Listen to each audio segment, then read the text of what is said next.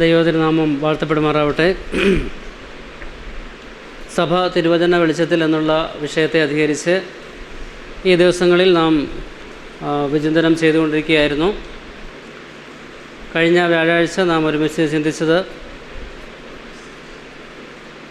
കൃപാവരങ്ങൾ എന്ന വിഷയത്തെക്കുറിച്ചാണ്. അതിൽ വ്യക്തികൾക്ക് ലഭിച്ച കൃപാവരങ്ങളെക്കുറിച്ച് നാം കണ്ടു. സഭയ്ക്ക് കർത്താവ് നൽകിയിരിക്കുന്ന കൃപാവരങ്ങളോട് കൂടിയ വ്യക്തികളെ അതായിരുന്നു നമ്മൾ കഴിഞ്ഞ വ്യാഴാഴ്ച ചിന്തിച്ചത്. സഭയ്ക്ക് അങ്ങനെ എത്ര വ്യക്തികളെ നൽകിയിട്ടുണ്ട്? കഴിഞ്ഞ വ്യാഴാഴ്ച നമ്മളതാണ് ചിന്തിച്ചത്. സഭയ്ക്ക് നൽകിയിരിക്കുന്ന വ്യക്തികൾ ആരൊക്കെയാണ്?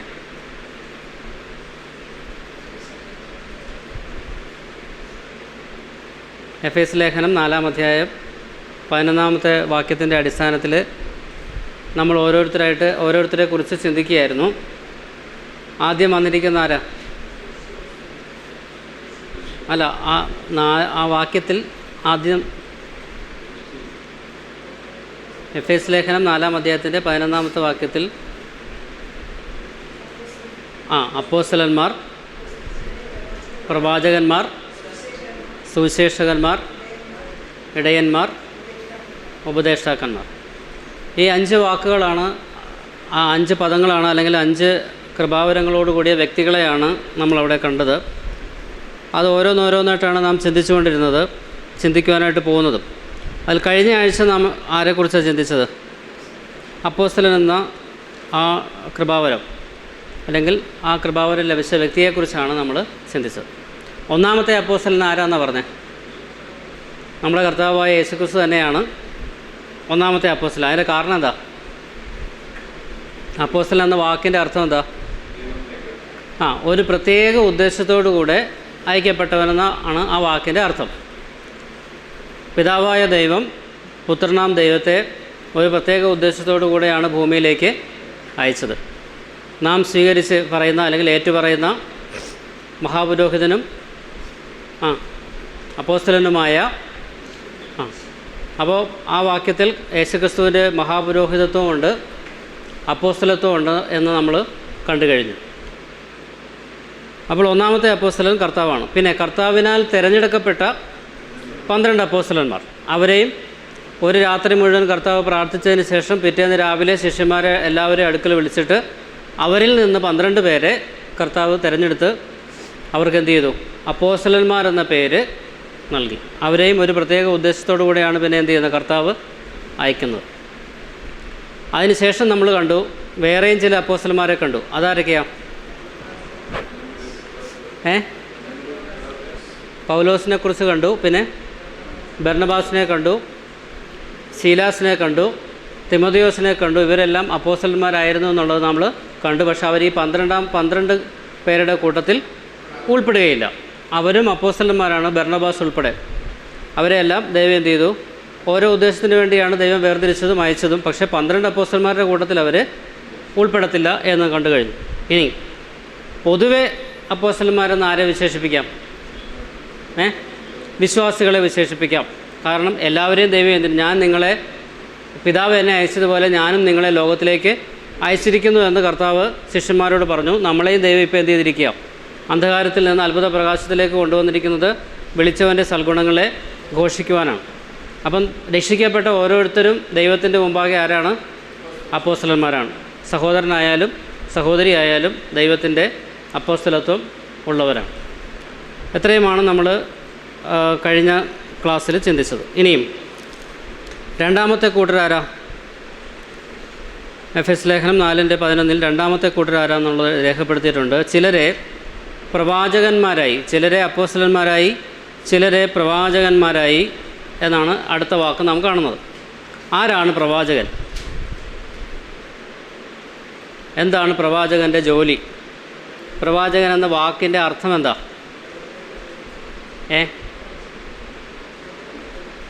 പ്രവചനം പറയുന്നവൻ. എന്താ പ്രവചനം എന്ന് പറഞ്ഞാൽ എന്താ അർത്ഥം? വരാനിരിക്കുന്ന കാര്യങ്ങളെക്കുറിച്ച് മുൻകൂട്ടി പറയുക. സംഭവിക്കാൻ പോകുന്ന കാര്യങ്ങളെക്കുറിച്ച് അഡ്വാൻസായിട്ട് പറയുക. ഇതുവരെ സംഭവിച്ചിട്ടില്ല, പക്ഷേ ഇന്ന കാര്യം സംഭവിക്കുമെന്ന് സംഭവിക്കുന്നതിന് മുമ്പ് തന്നെ പറയുന്നതിനാണ് എന്ത് പറയുന്നത്? പ്രവചനം എന്ന് പറയുന്നത്. ഈ കൃപാവരം 1-ാമത്തെ നൂറ്റാണ്ടിൽ ആവശ്യമായിരുന്നു. പക്ഷേ ലോകത്തിൽ എന്ത് സംഭവിക്കുമെന്നുള്ള പ്രവാചകത്വമല്ല അവിടെ ഉണ്ടായിരുന്നത്. അതെന്താണെന്നാണ് നമ്മൾ ചിന്തിക്കാനായിട്ട് പോകുന്നത്. അതിനു മുമ്പായിട്ട് ഈ വാക്ക് ആദ്യം എങ്ങനെയാണ് ഉപയോഗിച്ചതെന്നുള്ള ഒരാശയം നമുക്ക് മനസ്സിലാക്കണം.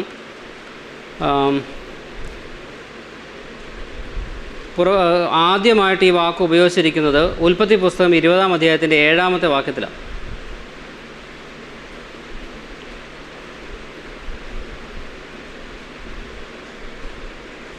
ഉൽപ്പത്തി പുസ്തകം 20-ാം അധ്യായത്തിൻ്റെ 7-ാമത്തെ വാക്യത്തിലാണ് ആദ്യമായിട്ട് നാം ഇത് വായിക്കുന്നു, ഈ വാക്ക്.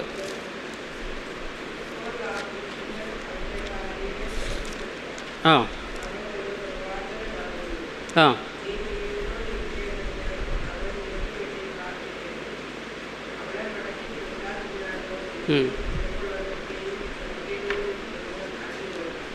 മതി. ഇത് ദൈവം സാക്ഷ്യം പറഞ്ഞൊരു കാര്യമാണ് നമ്മൾ വായിച്ചു കേട്ടത്. അബ്രഹാമും സാറയും കൂടെ 20-ാം അധ്യായത്തിൻ്റെ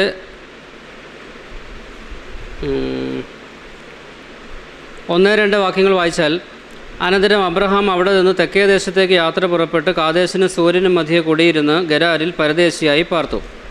അബ്രഹാം തൻ്റെ ഭാര്യയായ സാറയെക്കുറിച്ച് അവൾ എൻ്റെ പെങ്ങളെന്ന് പറഞ്ഞു. ഗരാർ രാജാവായ അബീമേലെക്ക് ആളയച്ച് സാറായെ കൊണ്ടുപോയി. ഭാര്യ എന്ന് പറയാനായിട്ട് അബ്രഹാം മടിച്ചു. പകരം എന്ത് പറഞ്ഞു? പെങ്ങളാന്ന് പറഞ്ഞു.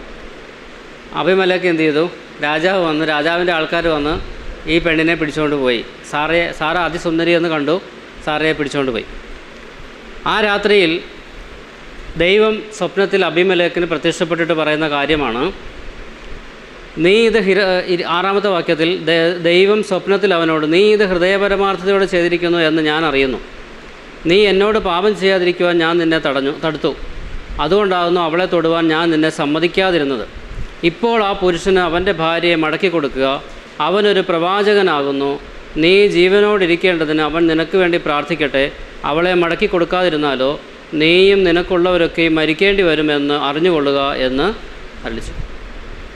അബ്രഹാം എന്തെങ്കിലും കാര്യം പ്രവചിച്ചതായിട്ട് നാം വായിക്കുന്നുണ്ടോ? നേരത്തെ പറഞ്ഞ വാക്കിൻ്റെ അടിസ്ഥാനത്തിൽ ഞാൻ ചോദിച്ചത് അതല്ല.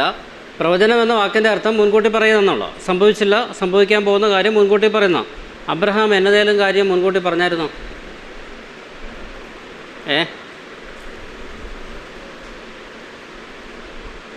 അങ്ങനെ കാര്യമായിട്ടുള്ളൊന്നും നമ്മൾ വായിക്കുന്നില്ല. പിന്നെ എന്താ സംഭവം? ഇവിടെ പ്രവാചകനെന്ന് ഉദ്ദേശിച്ചിരിക്കുന്നത് ദൈവത്തിൻ്റെ പ്രതിപുരുഷനാണ് എന്ന അർത്ഥത്തിലാണ്,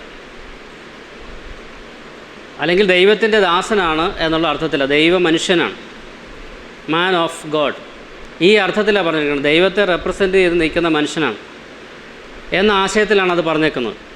ഇനി അതിന് മറ്റൊരു തെളിവ് കൂടെ നമുക്ക് നോക്കാം. പുറപ്പാട് പുസ്തകം 7-ാം അധ്യായത്തിൻ്റെ 1-2 വാക്യങ്ങൾ. പുറപ്പാട് പുസ്തകം 7-ാം അധ്യായം 1-2 വാക്യങ്ങൾ.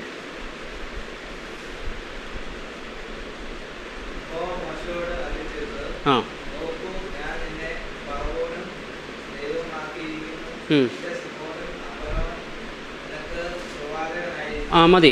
ഇവിടെ ദൈവം മോശയോട് പറയുകയാണ്, നോക്കൂ, ഞാൻ നിന്നെ ഫറവോന് ദൈവമാക്കിയിരിക്കുന്നു. നിൻ്റെ സഹോദരൻ അഹരോൻ നിനക്ക് പ്രവാചകനായിരിക്കും. മോശയ്ക്ക് വിക്കുണ്ട്, അല്ലെങ്കിൽ തടിച്ച നാവുള്ളവനാണ് മോശെ. അതുകൊണ്ട് മോശ പല എക്സ്ക്യൂസ് പറഞ്ഞ് ഫറവോൻ്റെ അടുക്കെ പോകാതിരിക്കാനുള്ള പല പരിപാടിയും നോക്കി. അപ്പോൾ ദൈവം പറഞ്ഞു, നിനക്ക് പകരം ആര് സംസാരിച്ചോളും? അഹരോൻ സംസാരിച്ചോളും, അവനെ ഞാൻ നിൻ്റെ കൂടെ അയക്കുന്നുണ്ട്. എന്നിട്ട് എന്താ പറഞ്ഞത്? ഞാൻ നിന്നെ ഫറവോന് ദൈവമാക്കിയിരിക്കുന്നു. നിൻ്റെ സഹോദരൻ അഹരോൻ നിനക്ക് പ്രവാചകനായിരിക്കും. ഈ ആശയം എന്താണെന്നാണ് നമ്മൾ മനസ്സിലാക്കേണ്ടത്. അതിൻ്റെ ആശയം 2-ാമത്തെ വാക്യത്തിലുണ്ട്. ഞാൻ നിന്നോട് കൽപ്പിക്കുന്നതൊക്കെയും നീ പറയണം. നിൻ്റെ സഹോദരനായ അഹരോൻ ഇസ്രായേൽ മക്കളെ തൻ്റെ ദേശത്ത് നിന്ന് വിട്ടയക്കുവാൻ ഫറവോനോട് പറയണം. ദൈവം മോശയോട് പറയുന്നു. മോശ ആരോട് പറയുന്നു? അഹരോൻ ആരോട് പറയുന്നു? ഫറവോനോട് പറയുന്നു. അപ്പം മോശ പറയേണ്ട കാര്യം ആര് പറയുന്നു? അഹരോൻ പറയുന്നു. മോശ പറയുന്ന കാര്യം ആര് പറയുന്നതാ? ദൈവം പറയുന്ന കാര്യം. അപ്പോൾ ദൈവത്തിന് പകരം നിന്നുകൊണ്ട് സംസാരിക്കാനാണ് ആരെ ഉപയോഗിച്ചത്?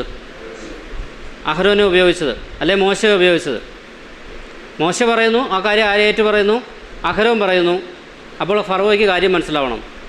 പക്ഷെ വാക്കുകൾ ആരുടെയാ? അപ്പോൾ ദൈവത്തിന് പകരം നിന്നുകൊണ്ട് സംസാരിക്കാനാണ് ഈ ആളെ ഉപയോഗിച്ചത്. അഹരോൻ നിനക്ക് പ്രവാചകനായിരിക്കും, നീ ദൈവമായിരിക്കും എന്നാണ് പറഞ്ഞത്. ഫറവോന് ആര് ദൈവമായിരിക്കും? മോശ ദൈവമായിരിക്കും. അഹരോൻ നിനക്ക് പ്രവാചകനായിരിക്കും എന്ന് പറഞ്ഞാൽ ദൈവത്തിൻ്റെ സ്ഥാനത്ത് ഇപ്പോൾ ആരാ നിൽക്കുന്നത്? മോശയിൽ നിന്ന് വരുന്ന വാക്കുകൾ ആരുടേതാണ്? ദൈവത്തിൻ്റെത്. അതാരാ ഏറ്റു പറയുന്നത്? അഹരോൻ. അപ്പം മോശയെ ദൈവമാക്കി, അഹരോനെ ആരാക്കി? പ്രവാചകനാക്കി. പക്ഷെ പോയ വാക്കുകൾ ആരുടേതാണ്? ദൈവത്തിൻ്റെതാണ്. അപ്പോൾ ഈ അഹരോൻ ആരുടെ ശുശ്രൂഷയാണ് ചെയ്തത്? ദൈവത്തിൻ്റെ. അപ്പോൾ ദൈവത്തിന് പറയാനുള്ള കാര്യം പറയാനുള്ള ആളാണ് ആര്? പ്രവാചകൻ. വേദപുസ്തകത്തിൻ്റെ അടിസ്ഥാനത്തിൽ ദൈവത്തിന് മനുഷ്യനോട് പറയാനുള്ള കാര്യം പറയുന്ന ആളാണ്. ഇനി നമ്മൾ യെശയ്യാ പ്രവാചകനെ നോക്കാം, ദാനിയേലിനെ നോക്കാം, യെരമ്യാവിനെ നോക്കാം. നമ്മൾ കഴിഞ്ഞ ആഴ്ച ചിന്തിച്ചതുപോലെ ചെറിയ പ്രവചനങ്ങൾ നടത്തിയിട്ടുള്ള 12 പ്രവാചകന്മാരുണ്ട്. അവരെല്ലാം യഹോവ ഇപ്രകാരം അരുളി ചെയ്യുന്നു എന്നും പറഞ്ഞിട്ട് അവർ പോയി എന്ത് പറയുക? വരാനിരിക്കുന്ന കാര്യങ്ങളാണ് പറയുന്നത്. ഇസ്രായേലിനുള്ള ബന്ധത്തിലും ചുറ്റുമുള്ള ജാതികളെക്കുറിച്ചുള്ള കാര്യത്തിലൊക്കെ പറയുന്നത്. പക്ഷെ ആരാ പറയുന്നത്? ദൈവത്തിന് പറയാനുള്ള കാര്യം ദൈവത്തിനും മനുഷ്യർക്കും മധ്യത്തിൽ നിന്നുകൊണ്ട് ഇവർ പറയുന്നതാണ്. അതിനാണ് എന്തെന്ന് പറയുന്നത്? പ്രവാചക ശുശ്രൂഷ എന്ന് പറയുന്നത്. അപ്പോൾ ദൈവത്തിന് പറയാനുള്ള കാര്യം മനുഷ്യരോട് പറയാനായിട്ട് ദൈവം ഉപയോഗിച്ച ആളുകളാണ് പ്രവാചകന്മാർ. അപ്പോൾ 1-ാം നൂറ്റാണ്ടിൽ സഭയിൽ ദൈവിക അരുളപ്പാടുകൾ ലഭിച്ചിരുന്ന വ്യക്തികൾ എന്തു ചെയ്യുന്നു? സഭയുടെ പൊതുപ്രയോജനത്തിന് വേണ്ടി ആ ശുശ്രൂഷ നിർവഹിച്ചു. അവരെയാണ് വിളിക്കുന്നത്? പ്രവാചകന്മാർ എന്ന് പറയുന്നത്. ഇനിയും അവരെ പ്രവാചക ശുശ്രൂഷ ആക്കിയതിന് 2 ഉദ്ദേശങ്ങളുണ്ട്. ഒന്ന്, അപ്പോസ്തല പ്രവൃത്തി 13-ാം അധ്യായത്തിൻ്റെ 1-ാമത്തെ വാക്യം വായിക്കാം. അപ്പോസ്തല പ്രവൃത്തികൾ 13-ാം അധ്യായത്തിൻ്റെ 1-ാമത്തെ വാക്യം.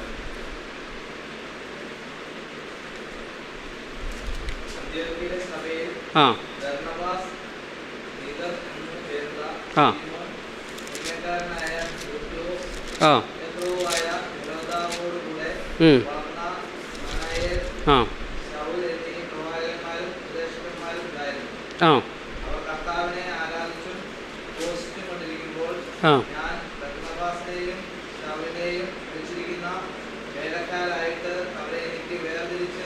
വേലക്കാരായിട്ടല്ല, വേലയ്ക്കായിട്ട്.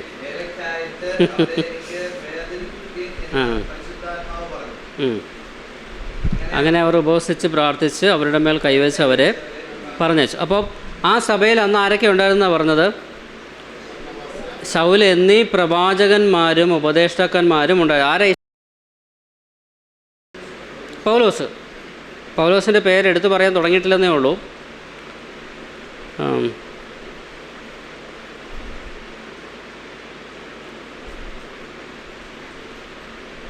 ഒമ്പതാമത്തെ വാക്യം 13:9. അപ്പോൾ പൗലോസ് എന്നും പേരുള്ള ശൗൽ പരിശുദ്ധാത്മ പൂർണ്ണനായി അവനെ ഉറ്റുനോക്കി. പൗലോസ് എന്ന പേരും ശൗൽ എന്ന പേരും മാറി മാറി ഉപയോഗിക്കാറുണ്ട്. പലപ്പോഴും നമ്മൾ പറയുന്നത് ശൗലിനെ പൗലോസ് ആക്കിയതാണ് ദൈവമെന്നാണ്. ശൗലിനെ ദൈവം എന്ത് ചെയ്തു? പൗലോസ് ആക്കി. എപ്പോൾ? രക്ഷിക്കപ്പെടുന്നതിന് മുമ്പ് ശൗലായിരുന്നു, രക്ഷിക്കപ്പെട്ടതിന് ശേഷം ആരായി എന്നാണ് നമ്മൾ പറയുന്നത്. പക്ഷേ ഈ വാക്യത്തിൻ്റെ അടിസ്ഥാനം എന്താ? പൗലോസ് എന്നും പേര് 2 പേരും എപ്പോഴുള്ളതാണ് പൗലോസിന്? രക്ഷിക്കപ്പെടുന്നതിന് മുമ്പേ ഉള്ള. പൊതുവെ യഹൂദന്മാർക്ക് 2 പേരുകൾ ഉള്ളതാണ്. പൊതുവെ അങ്ങനെ 2 പേരുള്ളതാണ്. അതുപോലെ 2 പേര് ആർക്കുമുണ്ട്? പൗലോസിനുമുണ്ട്. അപ്പോൾ പൗലോസ് എന്നും പേരുള്ള ശൗൽ. പക്ഷേ ഈ വാക്യം അറിഞ്ഞിട്ടാണോ അറിയാതെയാണോ മനുഷ്യരെന്ത് ചെയ്യുന്നുണ്ട്? പൊതുവെ ദൈവം ശൗലിനെ പൗലോസ് ആക്കി എന്നാണ് പറയുന്നത്. അല്ല, പിന്നീട് ആ പേരിൽ മാത്രമാണ് പൗലോസ് എന്ന വ്യക്തി അറിയപ്പെട്ടതെന്ന് മാത്രമേ ഉള്ളൂ. പക്ഷേ ഈ 2 പേരുകളും തനിക്ക് നേരത്തെ ഉണ്ടായിരുന്നു. രക്ഷിക്കപ്പെടുന്നതിന് മുമ്പേ, കർത്താവിനെ അറിയുന്നതിന് മുമ്പേ ഉണ്ടായിരുന്ന. അപ്പോൾ ആ സഭയിൽ, അന്ത്യോക്യയിലെ സഭയിലെ ഒരു പ്രവാചകനായിരുന്നു ആര്? ശൗൽ.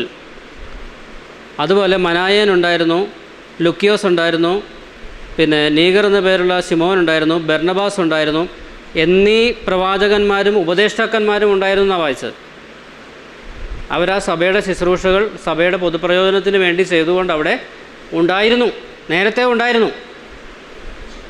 ഇനി മറ്റൊന്ന്, അപ്പോസ്തലപ്രവൃത്തി തന്നെ 11-ാം അധ്യായത്തിൻ്റെ 21-ാമത്തെ വാക്യം.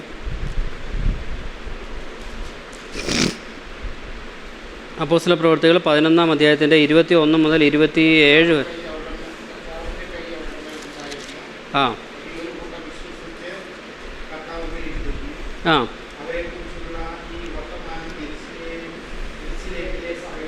ആ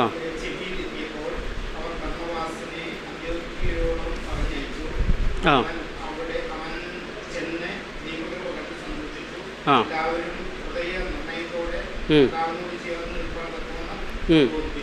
ആ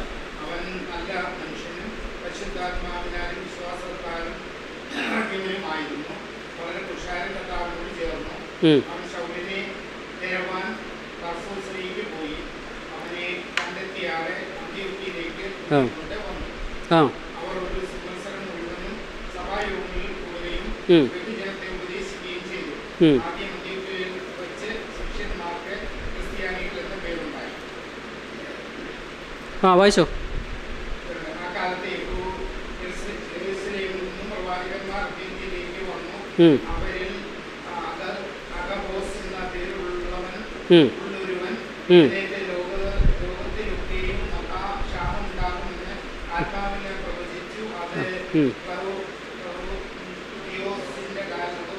സംഭവിച്ചു. ആ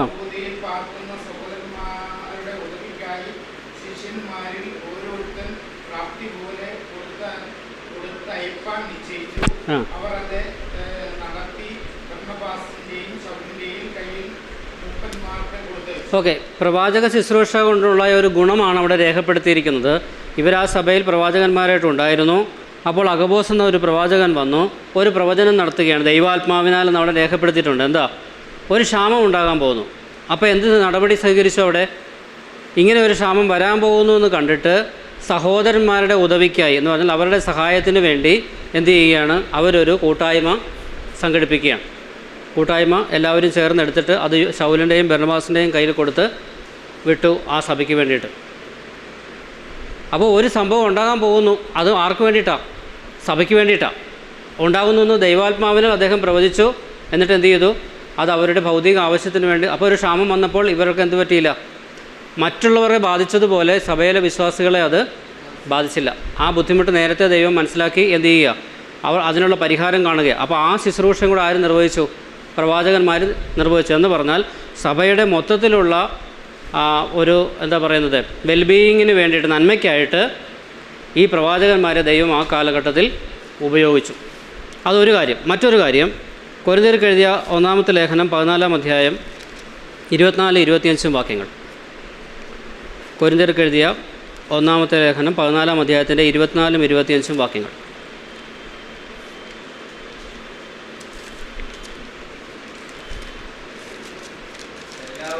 ആ ആ ആ ആ ആ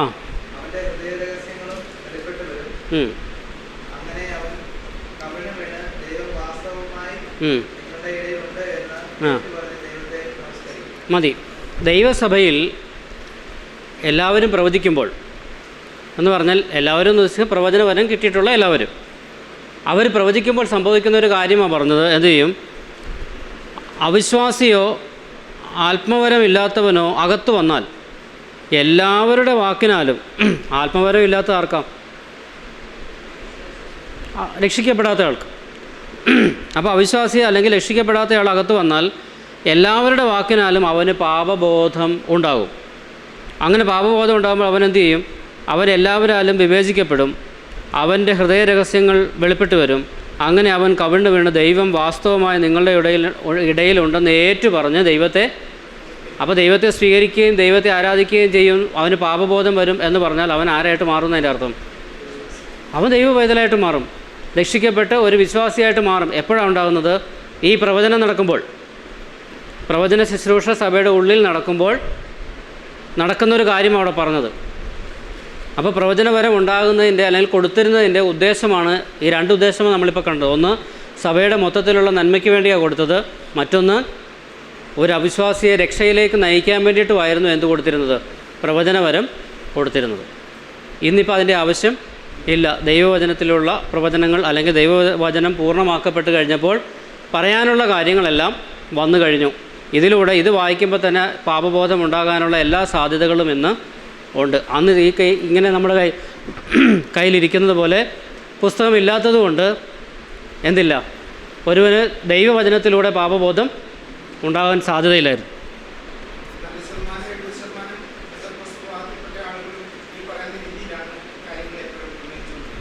എങ്ങനെ? അല്ല, അവർക്കിത് അറിഞ്ഞുകൂടാ. അവർ പ്രവചനമെന്ന് പറയുന്നത് നിങ്ങളുടെ വീട്ടിൽ ഇന്ന സ്ഥലത്ത് ഇന്ന സാധനം ഇരിപ്പുണ്ട്, കൂടോത്രം അല്ലെങ്കിൽ ഭൂത ഉപദ്രവം അല്ലെങ്കിൽ ബാധ, ഇതിനെക്കുറിച്ചൊക്കെയാണ് അവരെന്ത് ചെയ്യുന്നത്? പ്രവചനം നടത്തുന്നത്. അത് തിരുവെഴുത്തിന് ഘടകവിരുദ്ധമായിരിക്കുന്ന കാര്യമാണ്. അങ്ങനെയാണ് അവരിപ്പോഴും ഇത് ചെയ്തുകൊണ്ടിരിക്കുന്നത്. പ്രവാചകന്മാരുണ്ടെന്നും നിങ്ങളുടെ വീട്ടിൽ നിങ്ങൾക്ക് ഇന്ന പോലെ സംഭവിക്കാൻ പോകുന്നു, നിങ്ങൾ ഇന്നത് ചെയ്തില്ലെങ്കിൽ, ഇത് പക്ഷിശാസ്ത്രക്കാരൻ പറയുന്ന പോലെ ഉള്ളൂ. ആ പ്രവചനമല്ല ബൈബിൾ ഉദ്ദേശിക്കുന്ന പ്രവചനം. ഓക്കെ, ഇനിയും മൂന്നാമത്തെ ആളിലേക്ക് വരാം. സമയം കുറവായതുകൊണ്ട് വളരെ വിശദീകരിക്കാതെ മുമ്പോട്ട് പോവുകയാണ്. മൂന്നാമത്തെ ആൾക്കാരാണ് സുവിശേഷകന്മാർ.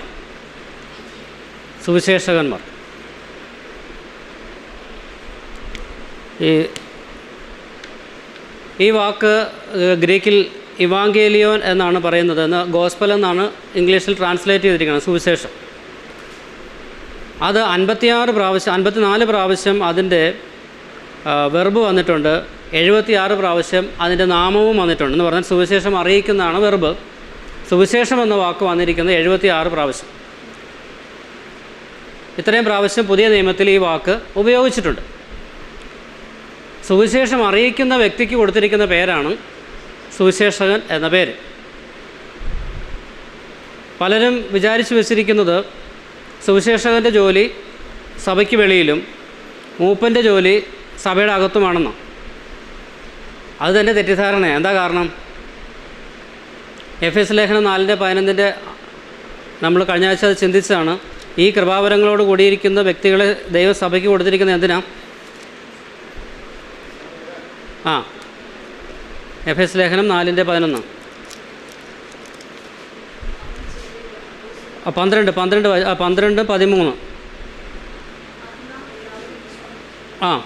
നാം എല്ലാവരും വിശ്വാസത്തിലും ദൈവപുത്രനെക്കുറിച്ചുള്ള പരിജ്ഞാനത്തിലുമുള്ള ഐക്യതയും തികഞ്ഞ പുരുഷത്വവും ക്രിസ്തുവിൻ്റെ സമ്പൂർണതയായ പ്രായത്തിൻ്റെ അളവും പ്രാപിക്കുവോളം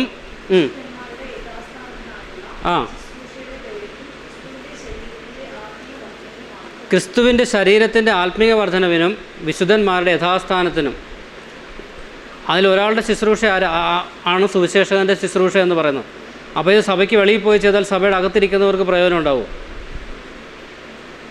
വിശുദ്ധന്മാരുടെ യഥാസ്ഥാനം നടക്കണം. പിന്നെ ക്രിസ്തുവിൻ്റെ ശരീരമാകുന്ന സഭയുടെ ആത്മീയ വർധനവ് നടക്കണം. ഇത് രണ്ടും സഭയ്ക്ക് വെളിയിലാണെങ്കിൽ അകത്ത് ഈ ശുശ്രൂഷ ചെയ്യാൻ പറ്റുമോ? ചെയ്യാനൊക്കത്തില്ല. പക്ഷേ സുവിശേഷകൻ്റെ ജോലി അകത്തുമുണ്ട് പുറത്തുമുണ്ട്. ഒരിടത്ത് മാത്രമായി ലിമിറ്റ് ചെയ്യാൻ പറ്റുന്നൊരു കാര്യമല്ല സുവിശേഷകൻ്റെ ജോലി. ഇനിയും അപ്പോസ്തല പ്രവൃത്തി 6-ാം അധ്യായം 1-2 വാക്യങ്ങൾ ആദ്യം ഒന്ന് വായിക്കാം.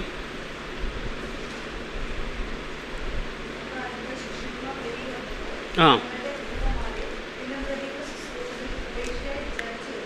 ആ ആ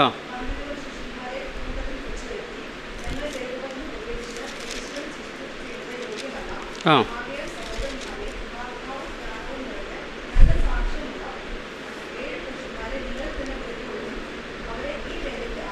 ആ ആ ഓക്കെ ആ ആ ആ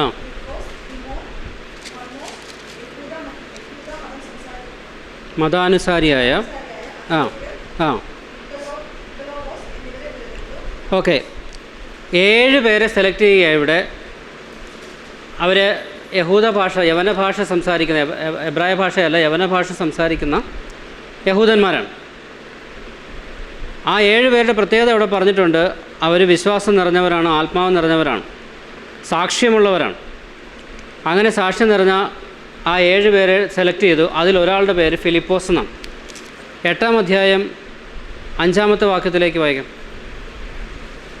8-ാം അധ്യായത്തിൻ്റെ 5-ാമത്തെ വാക്യം.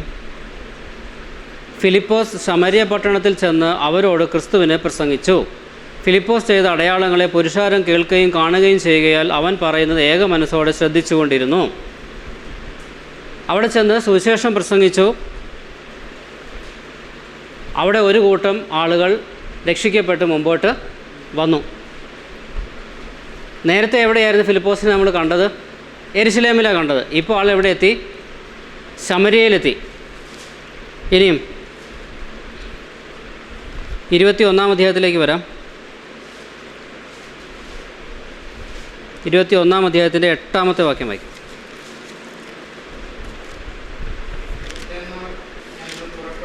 ആ ആ 7-വരിൽ ഒരുവനായ ഫിലിപ്പോസ് എന്ന സുവിശേഷകൻ്റെ വീട്ടിൽ ചെന്ന് അവനോടുകൂടെ 7-വരിൽ ഒരുവനായ, അത് നേരത്തെ സെലക്ട് ചെയ്ത 6-ാം അധ്യായത്തിൽ സെലക്ട് ചെയ്ത 7 പേരിൽ ഒരാളാണ് ഫിലിപ്പോസ്. അതാണ് 7-വരിൽ ഒരുവനെന്ന് പറഞ്ഞത്. 1 ഓഫ് ദി 7. ആ 7-വരിൽ ഒരുവനായ ഫിലിപ്പോസ് എന്ന സുവിശേഷകൻ്റെ വീട്ടിൽ. അപ്പോൾ ഇപ്പോൾ ഈ സുവിശേഷകൻ താമസിക്കുന്ന വീട് എവിടെയാണ്? കൈസരിയയിൽ. പിറ്റേന്നാൾ ഞങ്ങൾ പുറപ്പെട്ട് കൈസരിയയിലെത്തി. 7-വരിൽ ഒരുവനായ ഫിലിപ്പോസ് എന്ന സുവിശേഷകൻ്റെ വീട്ടിൽ ചെന്ന് അവനോടുകൂടെ. ആദ്യം നമ്മൾ ഫിലിപ്പോസിനെ എവിടെയാണ് കണ്ടേ? യെരുശലേമിൽ കണ്ടു. പിന്നെ കണ്ടത് ശമരിയയിൽ കണ്ടു. ഇപ്പോൾ കാണുന്നത് എവിടെയാണ്? കൈസരിയല. എന്ന് പറഞ്ഞാൽ അതിൻ്റെ അർത്ഥം എന്താ? സുവിശേഷകന് ഒരു സ്ഥലം സഭയുണ്ടെങ്കിലും തൻ്റെ ശുശ്രൂഷ വിസ്തൃതമാണ്. പറയുന്നത് മനസ്സിലാവുന്നുണ്ടോ? അതുകൊണ്ടാണ് നമ്മുടെ ഇടയിൽ തന്നെ ദൈവദാസന്മാർ, സുവിശേഷകന്മാർ ലോകത്തിൽ എവിടെല്ലാം സുവിശേഷം പ്രസംഗിക്കാൻ അവസരം കിട്ടുന്നു അവിടെയെല്ലാം പോയി. മൂപ്പന്മാരാരെങ്കിലും പോയി ചെയ്യുന്നുണ്ടോ? ഒരു സ്ഥലം സഭയിൽ ഒരു വ്യക്തിക്ക് ചെയ്യുന്നതിന് തെറ്റൊന്നുമില്ല കേട്ടോ. പക്ഷേ പൊതുവെ ചെയ്യുന്നവരാരാ? സുവിശേഷകന്മാരാ. അത് ഇതിൻ്റെ വെളിച്ചത്തിലാണ് അങ്ങനെ ചെയ്യുന്നത്.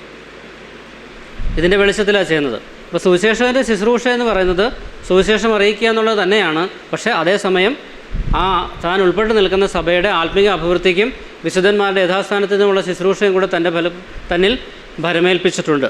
അങ്ങനെ ബഹുമുഖ ശുശ്രൂഷകളാണ് ഒരു സുവിശേഷകൻ ചെയ്യേണ്ടത്. ഇനി 1-ാമത്തെ സുവിശേഷകൻ ആരാണ്? ഒന്നാമതായിട്ട് സുവിശേഷം പറഞ്ഞതാരാ? കർത്താവ്. എവിടാ പറഞ്ഞേ?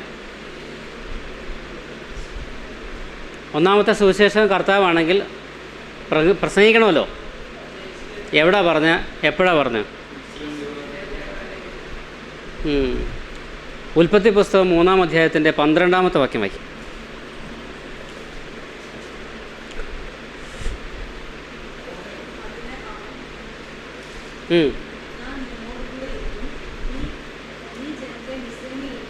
പുറപ്പാട് പുസ്തകമല്ല, ഉൽപ്പത്തി പുസ്തകം. ഉൽപ്പത്തി പുസ്തകം 3-ാം അധ്യായത്തിൻ്റെ 12-ാമത്തെ വാക്യം. ആ ആ ആ ആ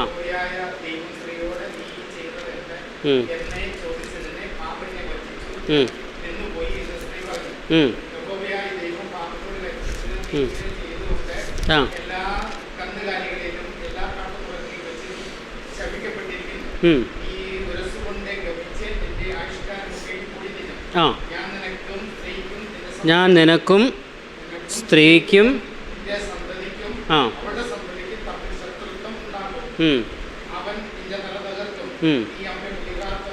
ഓക്കെ. സ്ത്രീയുടെ സന്തതിയെക്കുറിച്ചുള്ള ആദ്യത്തെ പരാമർശമാണ് നമ്മളിവിടെ വായിക്കുന്നത്. ആരാ സ്ത്രീയുടെ സന്തതി? യേശുക്രിസ്തു.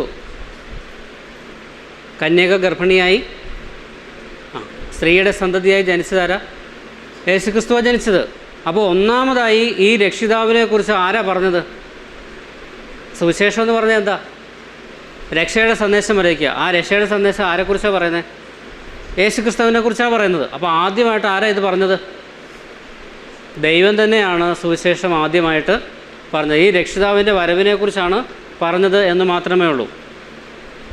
പ്രശ്നത്തിനുള്ള പരിഹാരകൻ വരാൻ പോകുന്നു എന്നുള്ളത് ആദ്യമായിട്ട് ആ വ്യക്തിയെക്കുറിച്ച്, മശിഹയെക്കുറിച്ച് പറഞ്ഞതാരാ? ദൈവം തന്നെയാണ് പറഞ്ഞത്. ഇനി മറ്റൊരു വാക്യം, ഗലാത്യ ലേഖനം 3-ാം അധ്യായം 8-ാമത്തെ വാക്യം.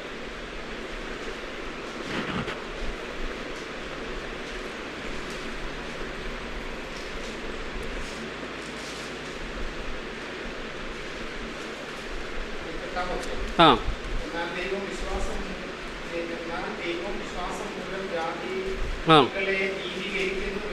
ആ ആ എന്ന തിരുവെഴുത്ത് മുൻകണ്ടിട്ട് ആ ആ എന്നുള്ള സുവിശേഷം അബ്രഹാമിനോട് മുൻകൂട്ടി. അബ്രഹാമിനപ്പുറം കാര്യം അറിയത്തില്ല, പക്ഷേ എന്താ ചെയ്തത്? നിന്നിൽ സകല ജാതികളും അനുഗ്രഹിക്കപ്പെടും.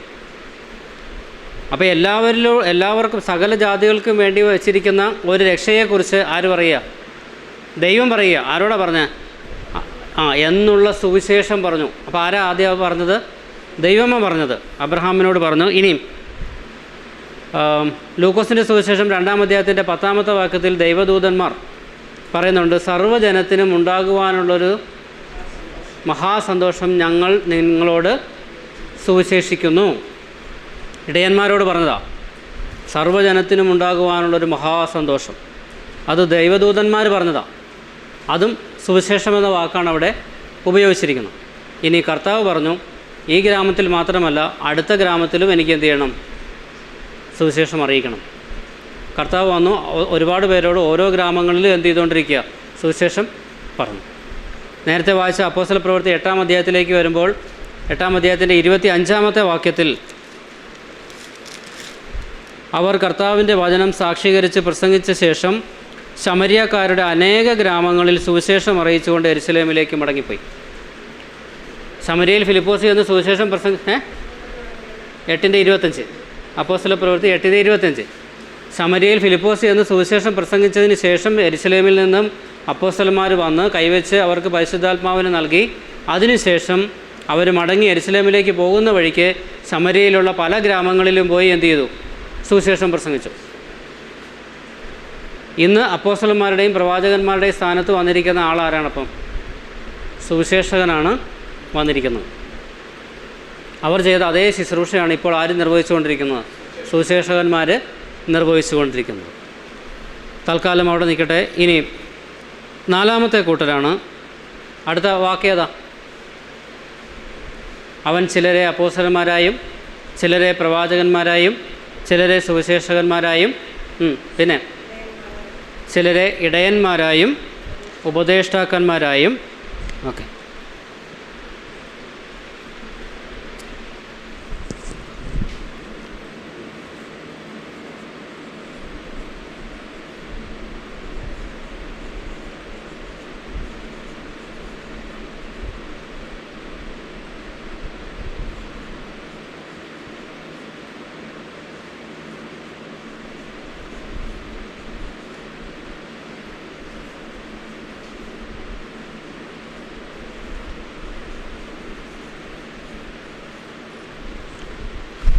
ഒരു ശുശ്രൂഷയുടെ 4 പേരുകളാണ് നമ്മളിവിടെ വായിക്കുന്നത്.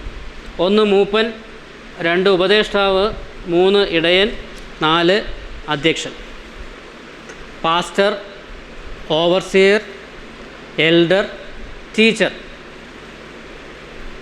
ഉപദേശി എന്ന് പറഞ്ഞാൽ പഠിപ്പിക്കുന്നതാണ്. അതിനാണ് ടീച്ചർ എന്ന വാക്കാണ് ഇംഗ്ലീഷിൽ ഉപയോഗിച്ചിരിക്കുന്നത്. ഉപദേഷ്ടാവിന് ടീച്ചർ എന്ന വാക്കാണ് ഉപയോഗിച്ചിരിക്കുന്നത്.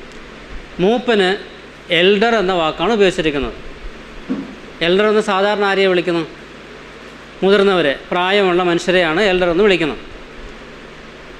ഇവിടെ ആത്മീകമായി മൂപ്പെത്തിയ ആളെ ആയിരിക്കണം എന്ത് ചെയ്യേണ്ടത്? എൽഡറായിട്ട് നിയമിക്കേണ്ടത്. ഈ വാക്ക് വരാനുള്ള കാരണം, നമ്മൾ പഴയ നിയമത്തിലേക്ക് നോക്കിയാൽ യഹൂദ ജനത്തിൻ്റെ ഇടയിൽ ധാരാളം മൂപ്പന്മാർ ഉണ്ടായിരുന്നു. അവരെ ആത്മീകമായി ഉപദേശിച്ചും തിരുവെഴുത്തിൽ നിന്ന് പഠിപ്പിച്ചും ഒക്കെ മുമ്പോട്ട് പോയ ഒത്തിരി മൂപ്പന്മാരെക്കുറിച്ച് നമ്മൾ ജനത്തിൻ്റെ മൂപ്പന്മാരെന്ന് പുതിയ നിയമത്തിലും വായിക്കുന്നുണ്ട്, കർത്താവിൻ്റെ ക്രൂശീകരണ സമയത്തും ഒക്കെ ആയിട്ട്. അപ്പോൾ അവിടെയും പ്രായം ചെന്ന ആളുകളെയാണ് എന്ത് ചെയ്യുന്നത്, മൂപ്പനായിട്ട് നിയമിക്കുന്നത്. അത് ആ പ്രായത്തിൻ്റെ പരിഗണന കൊടുത്തും കൊണ്ട് തന്നെയാണ് ആ വാക്ക് അവിടെ ഉപയോഗിച്ചിരിക്കുന്നത്. ഇനി അധ്യക്ഷൻ എന്ന വാക്കിന് സാധാരണ നമ്മുടെ മനസ്സിലേക്ക് വരുന്ന ചിത്രം എന്താ? അധ്യക്ഷൻ എന്ന വാക്ക് കേൾക്കുമ്പോൾ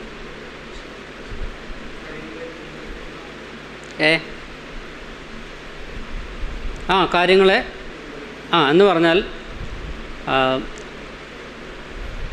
ലീഡ് ചെയ്യുന്ന ആൾ എന്ന് അതിന് മലയാളം എന്തോ പറയുന്നത്? നേതൃത്വം വഹിക്കുന്ന ആൾ. ഓക്കെ, നേതൃത്വം വഹിക്കുന്ന ആൾ. ഇങ്ങനെയൊക്കെയാണ് അധ്യക്ഷൻ എന്ന വാക്കിന് സാധാരണ നിലയിലുള്ള അർത്ഥം. ഇനിയും മറ്റൊന്നുണ്ട്, ഇടയൻ. അത് ഞാൻ പറഞ്ഞു, പാസ്റ്റർ എന്ന് പറഞ്ഞു. ഈ അധ്യക്ഷന് ഉപയോഗിച്ചിരിക്കുന്ന ഇംഗ്ലീഷിൽ ഉപയോഗിച്ചിരിക്കുന്ന വാക്ക് ഓവർസിയർ എന്ന വാക്കാണ്. ഓവർസിയർ. ആ വാക്ക് എവിടെയെങ്കിലും കേട്ടിട്ടുണ്ടോ? ഓവർസിയർ എന്നുള്ള വാക്ക് അതെവിടെയാണ് കേൾക്കുന്നത്? ഇലക്ട്രിസിറ്റി ബോർഡിൽ ഓവർസിയർ ഉണ്ട്. പിന്നെ PWDയിൽ ഓവർസിയർ ഉണ്ട് അല്ലേ? പഞ്ചായത്തിലുണ്ട്. എൻജിനീയറിംഗ് ഡിപ്പാർട്ട്മെൻറ്റിലാണ് സാധാരണ കൂടുതൽ ഓവർസിയർമാർ ഉള്ളത്. ഓവർസിയറുടെ ജോലി എന്താ? മേൽനോട്ടം എന്ന് പറഞ്ഞാൽ അദ്ദേഹത്തിൻ്റെ കീഴിൽ കുറച്ച് ജീവനക്കാർ ഉണ്ട്. അവർ ചെയ്യേണ്ടുന്ന ജോലി മര്യാദയ്ക്ക് ചെയ്യുന്നുണ്ടോ, അവർക്ക് അബദ്ധങ്ങൾ സംഭവിക്കുന്നുണ്ടോ, അവർക്ക് എന്ത് ജോലി ചെയ്യണം, എവിടെല്ലാം പോയി ജോലി ചെയ്യണം, എങ്ങനെയാണ് ചെയ്യേണ്ടതെന്നെല്ലാം ആരാ തീരുമാനിക്കുന്നത്? ഈ മേൽനോട്ടം വഹിക്കുന്ന ആളാണ്. അതിന് ഓവർസിയർസ് എന്ന് പറഞ്ഞു, ഓവർസൈറ്റ്. ഈ വാക്കുകളൊക്കെയാണ് ഉപയോഗിച്ചിരിക്കുന്നത്. ഇനി ഇതൊക്കെല്ലാം ശരിയാണോ ഇല്ലയോ എന്നുള്ളത് നമുക്ക് പരിശോധിക്കണം. അപ്പോസ്തല പ്രവൃത്തി 20-ാം അധ്യായം 17-ാമത്തെ വാക്യം ഒന്ന് വായിക്കും. അപ്പോസ്തല പ്രവൃത്തി 20-ാം അധ്യായത്തിൻ്റെ 17-ാമത്തെ വാക്യം.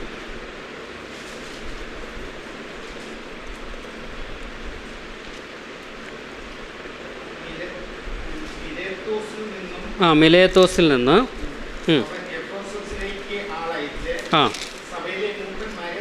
മതി. എഫെസോസിലേക്ക് ആളയച്ചിട്ട് അവിടുത്തെ മൂപ്പന്മാരെ എന്ത് ചെയ്യുക?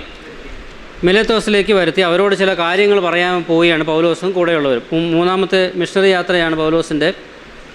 എന്നിട്ട് പറയുന്ന കാര്യങ്ങളാണ് താഴോട്ട് വായിക്കുന്നത്. നമുക്ക് മുഴുവൻ വായിക്കാനുള്ള സമയമില്ലാത്തതുകൊണ്ട് 28-ാമത്തെ വാക്യം ഒന്ന് വായിക്കാം. നിങ്ങളെ തന്നെയും താൻ സ്വന്തം രക്തത്താൽ സമ്പാദിച്ചിരിക്കുന്ന ദൈവത്തിൻ്റെ സഭയെ മേയിക്കുവാൻ പരിശുദ്ധാത്മാവ് നിങ്ങളെ അധ്യക്ഷരാക്കി വെച്ച ആട്ടിൻകൂട്ടം മുഴുവനെയും സൂക്ഷിച്ചോളും. ആരെ സൂക്ഷിക്കണമെന്ന് ആദ്യം പറഞ്ഞത്? അല്ല, ആദ്യം സൂക്ഷിക്കേണ്ടത് ആരെയാ? നിങ്ങളെ തന്നെ നിങ്ങൾ സൂക്ഷിക്കണം ആദ്യം. ആരെയാണ് വിളിച്ചു വരുത്തിയത്? അല്ല, ആരെയാണ് വിളിച്ചു വരുത്തിയത്? മൂപ്പന്മാരെ. എഫെസോസിലുള്ള മൂപ്പന്മാരെ മിലേത്തോസിലേക്ക് വിളിച്ചു വരുത്തിയിട്ട് പറഞ്ഞ കാര്യമാണ്, നിങ്ങളെ തന്നെ ആദ്യം എന്ത് ചെയ്തോണം? സൂക്ഷിച്ചോളണം. പിന്നെ ദൈവത്തിൻ്റെ സ്വന്തം രക്തത്താൽ അല്ലെങ്കിൽ യേശുക്രിസ്തുവിൻ്റെ സ്വന്തം രക്തത്താൽ സമ്പാദിച്ചിരിക്കുന്ന ദൈവത്തിൻ്റെ സഭ. അപ്പോൾ കർത്താവിൻ്റെ സഭ ആരുടെ സഭയാണ്? ദൈവത്തിൻ്റെ സഭയാണ്. അതിനെ മേയിക്കുവാനായിട്ട് നിങ്ങളെ ആരാക്കി വച്ചിരിക്കുകയാണ്? അധ്യക്ഷരാക്കി വച്ചിരിക്കുകയാണ്. അപ്പോൾ മൂപ്പൻ സമം ആരെ? അധ്യക്ഷൻ. Elder is equal to overseer. മൂപ്പന്മാരെ വിളിച്ചു വരുത്തി അവരോട് പറയുകയാണ്, നിങ്ങൾ ആരാണ്? നിങ്ങൾ അധ്യക്ഷന്മാരാണ്. അപ്പോൾ മൂപ്പൻ തന്നെയാണ് ആര്? അധ്യക്ഷൻ എന്നുള്ളത് ക്ലിയറായി. ഇനി പത്രോസിൻ്റെ 1-ാമത്തെ ലേഖനം 5-ാം അധ്യായം 1 മുതലുള്ള വാക്യങ്ങൾ.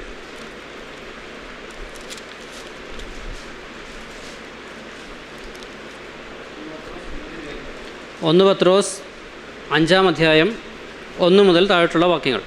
നിങ്ങളിലുള്ള മൂപ്പന്മാരെ ഒരു കൂട്ടുമൂപ്പനും ക്രിസ്തുവിൻ്റെ കഷ്ടാനുഭവത്തിന് സാക്ഷിയും വെളിപ്പെടുവാനുള്ള തേജസ്സിന് കൂട്ടാളിയുമായ ഞാൻ പ്രബോധിപ്പിക്കുന്നു. നിങ്ങളിലുള്ള മൂപ്പന്മാരെ. മൂപ്പൻ എന്നല്ല പറഞ്ഞത്, പിന്നെ മൂപ്പന്മാർ. അപ്പോൾ ഒരു സഭയിൽ എപ്പോഴും എന്തുണ്ടായിരിക്കണം? ഒന്നിലധികം ആളുകളായിരിക്കണം മൂപ്പൻ ശുശ്രൂഷ ചെയ്യേണ്ടത്. ഒരാളല്ല, ഒരാൾ ഒറ്റയ്ക്ക് ചെയ്യാവുന്ന പരിപാടി. ഏകാംഗ നാടകം ദൈവവചനത്തിന് അനുവദിച്ചിട്ടുള്ള പെന്തക്കോസ്ത് സഭകളിൽ പാസ്റ്ററാണ് ഓൾ ഇൻ ഓൾ. അത് ദൈവവചന വിരുദ്ധമാണ്. മൂപ്പന്മാർ, അധ്യക്ഷന്മാർ, ഇടയന്മാർ എല്ലാം പ്ലൂറലായിട്ടാണ് ഉപയോഗിച്ചത്. ബഹുവചന രൂപത്തിലാണ് ഉപയോഗിച്ചിരിക്കുന്നത്. അപ്പോൾ ഒന്നിലധികം ആളുകൾ എന്തുണ്ടായിരിക്കണം? ഈ ഇടയ ശുശ്രൂഷ നിർവഹിക്കാൻ വേണ്ടി സഭയിൽ ഉണ്ടായിരിക്കണം. ഇനിയും അവരെങ്ങനെയാണ് ചെയ്യേണ്ടതെന്ന് പറഞ്ഞിട്ടുണ്ട്. നിങ്ങളുടെ വിചാരണയിലുള്ള ദൈവത്തിൻ്റെ ആട്ടിൻകൂട്ടത്തെ മേയിച്ചു കൊള്ളണം. അതാണ് ഇടയ ശുശ്രൂഷ എന്ന് പറയുന്നത്. ആടിനെ മേയിക്കുന്ന ആരാ?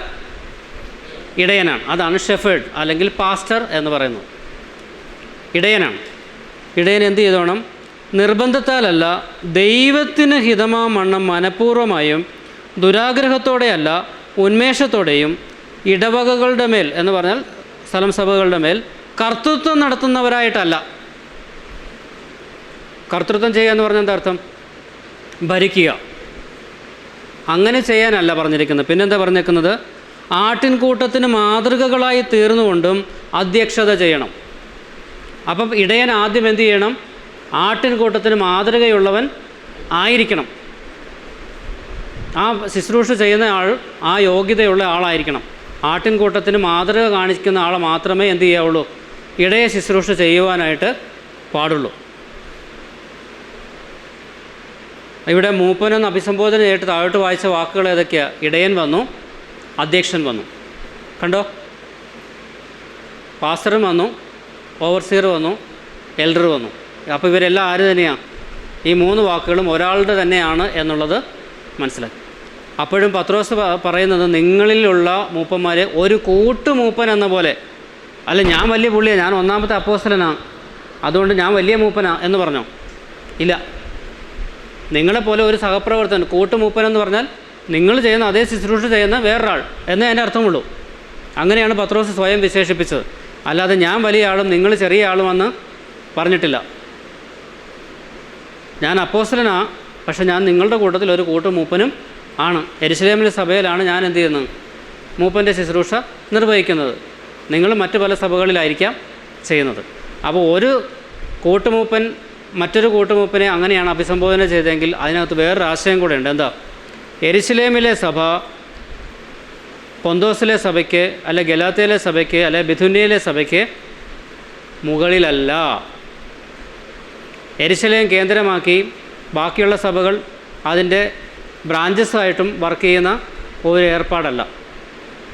എല്ലാം സ്വതന്ത്ര സഭകളാണ് എന്നുള്ളത് വ്യക്തമായി. പക്ഷേ എല്ലാവർക്കും ഒരൊറ്റ നിയമാവലിയാണ് കൊടുത്തിരിക്കുന്നത്. ഒറ്റ രീതിയിലാണ് കാര്യങ്ങളെല്ലാം ചെയ്യേണ്ടത്. ഇനിയും ആരാ ഈ മൂപ്പനെ നിയമിക്കുന്നത്? ആരാ മൂപ്പനെ നിയമിക്കുന്നത്? ഇത്ര ഇടയ്ക്ക് വായിച്ചു പോയായിരുന്നു, ഞാൻ അന്നേരം പ്രസ് കൊടുക്കാതെ പറഞ്ഞത്. പരിശുദ്ധാത്മാവ് അധ്യക്ഷരാക്കി വെച്ച ദൈവത്തിൻ്റെ സഭയിലെ ആടുകളെ മേയ്ക്കണമെന്നാണ് പറഞ്ഞത് അല്ലേ? അപ്പോൾ ആരാ ഈ ശുശ്രൂഷ നിർവഹിക്കുന്നത്? പരിശുദ്ധാത്മാവാണ്. ഇനിയും 12 കൊരിന്ത്യർക്ക് എഴുതിയ 1-ാം ലേഖനം 12:28 വായിക്കാം.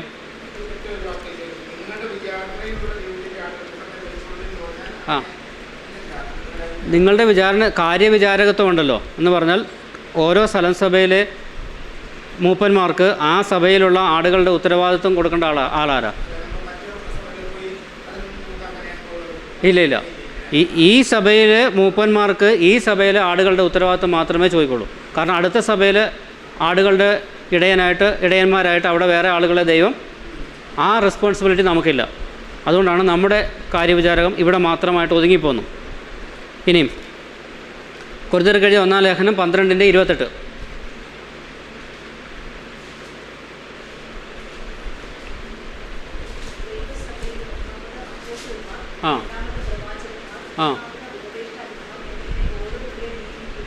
ആരാ നിയമിച്ചേ? ദൈവം. ആരാ നിയമിച്ചത്? ദൈവം. നേരത്തെ വായിച്ചത് അപ്പോസ്തല പ്രവൃത്തിയിൽ വായിച്ചത് ആരാന്നാ വായിച്ചത്? പരിശുദ്ധാത്മാവ്. അപ്പോൾ ഇത് രണ്ടും കൂടെ ചേർത്ത് ചിന്തിച്ചാൽ ആരെന്ന് മനസ്സിലാക്കണം?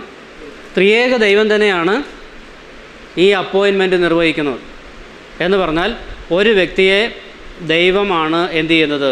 ദൈവസഭയിൽ മൂപ്പൻ എന്നുള്ള ശുശ്രൂഷ അല്ലെങ്കിൽ ഇടയ ശുശ്രൂഷ, ഉപദേഷ്ടാവ് എന്നുള്ള ശുശ്രൂഷ കൊടുത്ത് എഴുന്നേൽപ്പിക്കേണ്ടത് ആരാണ്?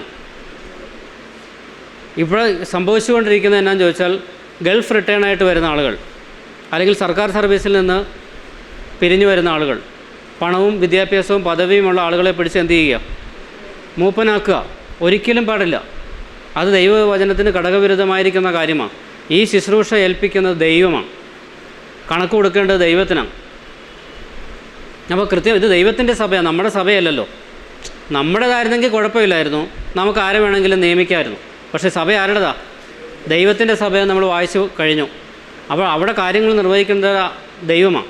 ദൈവത്തിന് പകരമാണ് ഈ പ്രതിപുരുഷന്മാരെ ദൈവം വെച്ചിരിക്കുന്നത്. ദൈവത്തിന് പകരം ദൈവം ചെയ്യാനുള്ള കാര്യമാണ് ഈ അംബാസഡേഴ്സിനെ മൊത്തത്തിൽ ദൈവം ആക്കി വെച്ചിരിക്കുന്നത്. അപ്പോൾ നിയമിക്കുന്നത് ആരാണ്? ദൈവമാണ്. ആ വ്യക്തിയിൽ അങ്ങനെ ഒരു ഇടയ ശുശ്രൂഷയ്ക്കുള്ള കൃപാവരം ഉണ്ടെന്ന് ആർക്ക് മനസ്സിലാവും? സഭയ്ക്ക് ബോധ്യപ്പെടും. അതുകൊണ്ടാണ് നമ്മൾ 13-ാം അധ്യായത്തിൽ, അപ്പോസ്തലപ്രവൃത്തി 13-ാം അധ്യായത്തിൽ വായിച്ചത്, ബർന്നബാസിനെയും ശൗലിനെയും ഞാൻ ആക്കിയിരിക്കുന്ന വേലയ്ക്ക് നിങ്ങൾ എന്ത് ചെയ്തോണം? വേർതിരിക്കാൻ പറഞ്ഞു. അപ്പോൾ ആദ്യം ആരാ വിളിച്ചത്? ദൈവം വിളിച്ചു എന്നുള്ള കാര്യം ആർക്ക് ബോധ്യപ്പെട്ടു? ശൗലിനും ബർന്നബാസിനും ബോധ്യപ്പെട്ടു. അവരെ ദൈവം വിളിച്ചു എന്നുള്ള പിന്നെ ആർക്ക് ബോധ്യപ്പെടണം? ദൈവസഭയ്ക്ക് ബോധ്യപ്പെടണം. അപ്പോൾ ദൈവം നിയമിച്ച കാര്യം എന്ത് ചെയ്യുകയാണ്? സഭ അനുവദിച്ചു കൊടുത്തു എന്ന് മാത്രമേ ഉള്ളൂ. അല്ലാതെ സഭയല്ല എന്ത് ചെയ്യേണ്ടത്? ഒരാളെ അപ്പോയിൻ്റ് ചെയ്യേണ്ടത്. ഈ കാര്യത്തിൽ നിയമിക്കേണ്ടത് ദൈവമാണ്. അദ്ദേഹത്തിൽ അങ്ങനെ ഒരു ശുശ്രൂഷയ്ക്കുള്ള കൃപാവരമുണ്ടെന്ന് ദൈവജനത്തിന് ബോധ്യപ്പെടണം. ഒരു സുവിശേഷകൻ ഒരു സ്ഥലത്ത് ചെന്ന് പ്രവർത്തനം ആരംഭിച്ചു, അവിടെ നിന്ന് ചില കുടുംബങ്ങൾ മുമ്പോട്ട് വന്നു കഴിഞ്ഞാൽ അതിൽ നിന്ന് ഒരാൾ എന്താകും? 1-2 പേരെന്താവും? മൂപ്പൻ എന്ന പേര് വെച്ച് നമ്മൾ ആക്കുന്നുണ്ട്. പക്ഷേ അങ്ങനെയല്ല ആ നിയമനം വാസ്തവത്തിൽ നടക്കേണ്ടത്. ചില വർഷങ്ങൾ കാത്തിരിക്കണം. കാരണം എന്താ? മൂപ്പൻ്റെ ക്വാളിഫിക്കേഷൻസ് ശ്രദ്ധിക്കാം. തിമോഥെയോസിന് എഴുതിയ 1-ാമത്തെ ലേഖനം 3-ാം അധ്യായത്തിൻ്റെ 1 മുതൽ 7 വരെയുള്ള വാക്യങ്ങൾ. തിമോഥെയോസിന് എഴുതിയ 1-ാമത്തെ ലേഖനം 3-ാം അധ്യായം 1 മുതൽ 7 വരെയുള്ള വാക്യങ്ങൾ. ഒരുവൻ അധ്യക്ഷസ്ഥാനം കാംക്ഷിക്കുന്നുവെങ്കിൽ നല്ല വേല ആഗ്രഹിക്കുന്നു എന്നുള്ളത് വിശ്വാസയോഗ്യമാകുന്നു. എന്നാൽ അധ്യക്ഷൻ നിരപവാദ്യനായി ഏകഭാര്യയുടെ ഭർത്താവും നിർമ്മതനും ജിതേന്ദ്രിയനും സുശീലനും അതിഥിപ്രിയനും ഉപദേശിക്കുവാൻ സമർത്ഥനും ആയിരിക്കണം. മദ്യപ്രിയനും തല്ലുകാരനും അരുത്. ശാന്തനും കലഹിക്കാത്തവനും ദ്രവ്യാഗ്രഹമില്ലാത്തവനും സ്വന്തം കുടുംബത്തെ നന്നായി ഭരിക്കുന്നവനും മക്കളെ പൂർണ്ണ ഗൗരവത്തോടെ അനുസരണത്തിൽ പാലിക്കുന്നവനും ആയിരിക്കണം. സ്വന്തം കുടുംബത്തെ ഭരിക്കുവാൻ അറിയാത്തവൻ ദൈവസഭയെ എങ്ങനെ പരിപാലിക്കും? നിഗളിച്ചിട്ട് പിശാചിന് വന്ന ശിക്ഷാവിധിയിൽ അകപ്പെടാതിരിക്കുവാൻ പുതിയ ശിഷ്യനും അരുത്. നിന്നയിലും പിശാചിൻ്റെ കെണിയിലും കുടുങ്ങാതിരിക്കുവാൻ പുറമേയുള്ളവരോട് നല്ല സാക്ഷ്യം പ്രാപിച്ചവനും ആയിരിക്കണം. താഴത്തുനിന്ന് മുകളിലോട്ട് നോക്കിയാൽ പുറമേയുള്ളവരുടെ സാക്ഷ്യം ആദ്യം വേണം എന്ന് പറഞ്ഞാൽ, നാട്ടുകാരിൽ ഇയാൾക്കെതിരെ ഒരു ആരോപണം ഉന്നയിക്കത്തക്ക നിലയിലുള്ള യാതൊരു കുറവും ഉണ്ടാകാൻ പാടില്ല. അതാണ് പുറമേ ഉള്ളവരെന്ന് പറഞ്ഞത്. പുറമേ ഉള്ളവർക്ക് ഇയാളുടെ സ്വഭാവം നന്നായിട്ട് അറിയാം. അപ്പം നാട്ടുകാരുടെ ഇടയിൽ നിന്ന് നല്ല സാക്ഷ്യമുള്ള മനുഷ്യൻ ആയിരിക്കണം. പിന്നെ നിഗളിച്ചിട്ട് പിശാചിന് വന്ന ശിക്ഷാവിധിയിൽ അകപ്പെടാതിരിക്കുവാൻ പുതിയ ശിഷ്യൻ അരുത് എന്ന് പറഞ്ഞാൽ, ഇപ്പോൾ തൊട്ടടുത്ത് രക്ഷിക്കപ്പെട്ട് മുമ്പോട്ട് വന്ന ആളെ പിടിച്ച് എന്ത് ചെയ്യാൻ പാടില്ല. അപ്പോൾ അതിനാണ് ഒരു വാക്ക് ഞാൻ പറഞ്ഞത്, മൂപ്പനാവണമെങ്കിൽ എന്ത് ചെയ്യണം? പക്വത വേണം. പക്ഷേ സഭയിൽ പക്വത എന്ന് പറയുന്നത് ആത്മീക പക്വതയാണ്. ആത്മീക പക്വത എന്ന് പറയുമ്പോൾ അതാർക്ക് പറ്റത്തില്ല? ഇപ്പോൾ രക്ഷിക്കപ്പെട്ട അല്ലെങ്കിൽ ചില വർഷങ്ങൾക്ക് മുമ്പ് രക്ഷിക്കപ്പെട്ട ആൾക്ക് പറ്റത്തില്ല. അത് നമ്മുടെ കുടുംബത്തിൽ ജനിച്ചു വളർന്ന കുഞ്ഞാണെങ്കിൽ പോലും, നമ്മുടെ ഇടയിൽ ജനിച്ചു വളർന്ന് സൺഡേ സ്കൂൾ പഠിച്ചു എന്നൊക്കെ പറഞ്ഞാലും എന്ത് ചെയ്യാൻ പാടില്ല? മൂപ്പനാകാനുള്ള ശുശ്രൂഷ കൊടുക്കാൻ പറ്റത്തില്ല. എന്തുകൊണ്ട് പറ്റത്തില്ല? ആത്മീക പക്വതയത്തിലെത്തണം. പ്രായം മാത്രം പോരാ, ആത്മീക പക്വതയിലേക്ക് എത്തണം. ആ ആത്മീക പക്വത എത്തി ദൈവം അങ്ങനെ ഒരു കൃപാവരം കൊടുത്തിട്ടുണ്ടെന്ന് ബോധ്യപ്പെടണം. കാരണം എന്താ? ഈ ക്വാളിഫിക്കേഷൻസ് എല്ലാം അയാളിലുണ്ടെന്ന് അയാളുടെ ജീവിതത്തിൽ നിന്ന് നമുക്ക് എന്ത് ചെയ്യണം? ബോധ്യപ്പെടണം. അപ്പോഴാണ് ഈ നിയമനം നടക്കേണ്ടത്. ശാന്തനായിരിക്കണം, വഴക്കിടാത്തവനായിരിക്കണം, പണത്തോട് ആഗ്രഹമില്ലാത്തവനായിരിക്കണം, സ്വന്തം കുടുംബത്തെ നന്നായി ഭരിക്കുന്നവനായിരിക്കണം. ആ വാക്കുകൾ ശ്രദ്ധിക്കണം. സ്വന്തം കുടുംബത്തെ ഭരിക്കുവാൻ അറിയാത്തവൻ ദൈവസഭയെ എങ്ങനെ ഭരിക്കുമെന്നല്ല, നോക്കിക്കേ, എങ്ങനെ പരിപാലിക്കുമെന്നാണ് ചോദിക്കണം കേട്ടോ. സ്വന്തം കുടുംബത്തെ ഭരിക്കാത്തവൻ, നന്നായി ഭരിക്കാത്തവൻ എങ്ങനെ ദൈവസഭയെ എങ്ങനെ ഭരിക്കുമെന്നല്ല ചോദിച്ചിരിക്കുന്നത്, പരിപാലിക്കും. അതാ ഇടയൻ്റെ ശുശ്രൂഷ എന്ന് പറയുന്നത്. അവിടെ ഭരണമല്ല, പരിപാലനമാണ്. ഇനി സംശയം വരാവുന്ന ഒരു വാക്യം കൂടെ ഉണ്ട്. തീത്തോസിന് എഴുതിയ 1-ാം ലേഖനം, തീത്തോസിന് എഴുതിയ ലേഖനം 1-ാം അധ്യായത്തിൻ്റെ 5 മുതൽ 9 വരെയുള്ള വാക്യങ്ങൾ.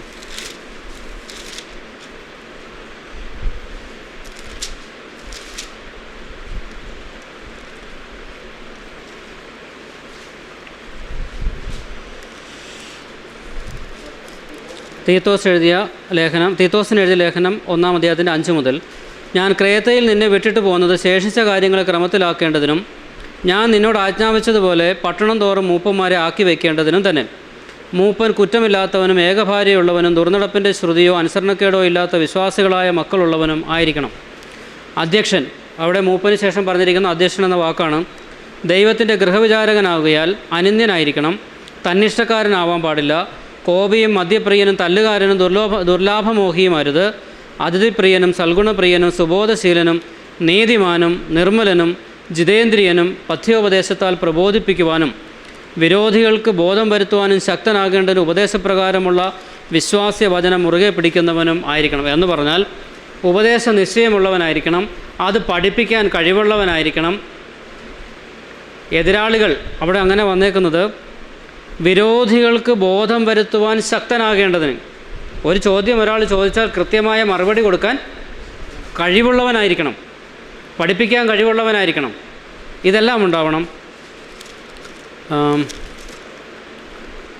തിമോഥെയോസിന് എഴുതിയ 1-ാം ലേഖനത്തിൻ്റെ 6-17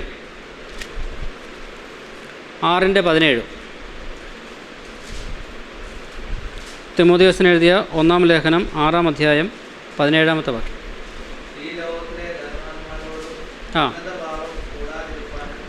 അല്ലല്ല, തിമോഥെയോസിന് എഴുതിയ 1-ാം ലേഖനം 5-ാം അധ്യായം 17-ാമത്തെ വാക്യം.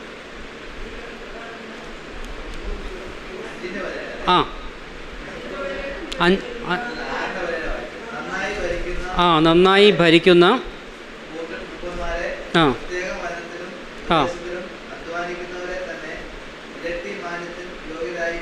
ഓക്കെ, നന്നായി ഭരിക്കുന്ന മൂപ്പന്മാരെന്ന വാക്ക് അവിടെ ഉപയോഗിച്ചിരിക്കുന്നു, ഭരിക്കുക. അപ്പോൾ ഞാൻ ഇത്ര നേരം പറഞ്ഞ വെറുതെ ഇല്ലേ? പരിപാലിക്കുക എന്ന് പറഞ്ഞു, നയിക്കുക എന്നൊക്കെ പറഞ്ഞു, പിന്നെ ഇപ്പോൾ ഭരിക്കുക എന്ന് വന്നിരിക്കുന്നത് എന്താ? ഡയറക്റ്റ് എന്നാണ് NIV ട്രാൻസ്ലേഷനിൽ വന്നിരിക്കുന്നത്. എന്ന് പറഞ്ഞാൽ നയിക്കുക എന്നതിൻ്റെ അർത്ഥം, ഭരിക്കുക എന്നല്ല. ഡയറക്റ്റ് എന്ന് പറഞ്ഞാൽ എന്താ അർത്ഥം? ഒരു വഴിയിലേക്ക് നയിക്കുന്നതിന് ഡയറക്റ്റ് എന്ന് പറയുന്നത്. ഇനി റൂൾ എന്ന വാക്കാണ് എൻ്റെ ട്രാൻസ്ലേഷനിൽ വന്നത്. NASBയിലും KJVയിലും റൂൾ എന്ന വാക്ക് ഉപയോഗിച്ചിരിക്കുന്നത്. റൂളിനും ഭരണം എന്നുള്ള അർത്ഥം വരാറുണ്ട്. പക്ഷേ ഞാൻ നോക്കിയപ്പോൾ ഡിക്ഷണറി നോക്കിയപ്പോൾ 18 അർത്ഥമുണ്ട് റൂൾ എന്ന വാക്കിന്. അതിലൊന്ന് നിയന്ത്രണം എന്നുണ്ട്, രക്ഷാധികാരം എന്ന വാക്ക് വന്നിട്ടുണ്ട്.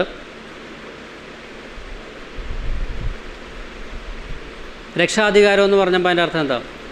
അതാണ് ഓവർസീർ ചെയ്യുന്ന ജോലി, രക്ഷാധികാരി, സംരക്ഷിക്കുന്ന വ്യക്തി. ഇതൊക്കെയാണ് ഈ വാക്കിൻ്റെ അർത്ഥം. അപ്പം നന്നായി സഭയെ പരിപാലിക്കുന്ന, സംരക്ഷിക്കുന്ന, ഇടയ ശുശ്രൂഷ ചെയ്യുന്ന ആളുകളെ എന്ത് ചെയ്യണം? ഇരട്ടി മാനത്തിനായിട്ട് പരിഗണിക്കണം.